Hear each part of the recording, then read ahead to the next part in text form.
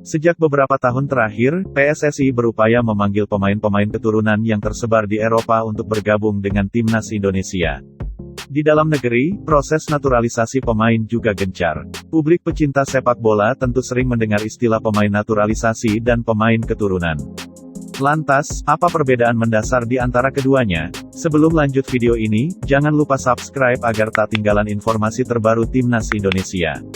Menurut laman Kementerian Luar Negeri Republik Indonesia, naturalisasi atau kewarganegaraan adalah tata cara bagi orang asing untuk memperoleh kewarganegaraan Republik Indonesia melalui permohonan.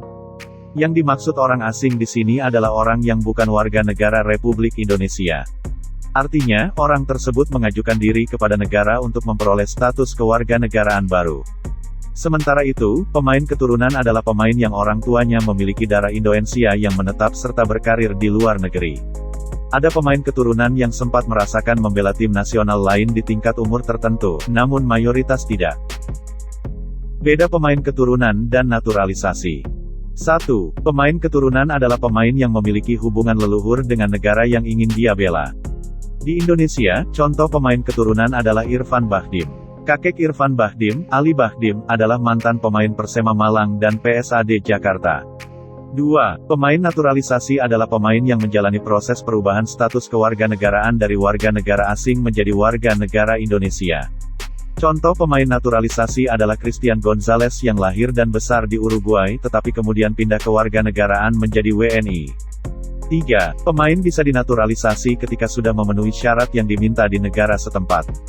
Di Indonesia, untuk mendapatkan status WNI seorang pesepak bola minimal telah berusia 18 tahun, dan sudah tinggal di Indonesia selama 5 tahun berturut-turut atau 10 tahun tidak berturut-turut.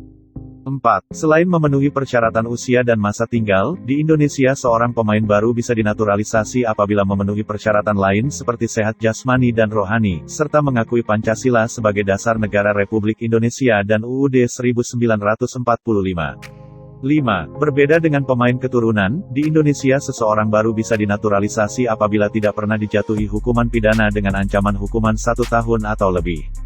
Sekadar catatan, naturalisasi tidak membuat orang tersebut memiliki 2 kewarganegaraan.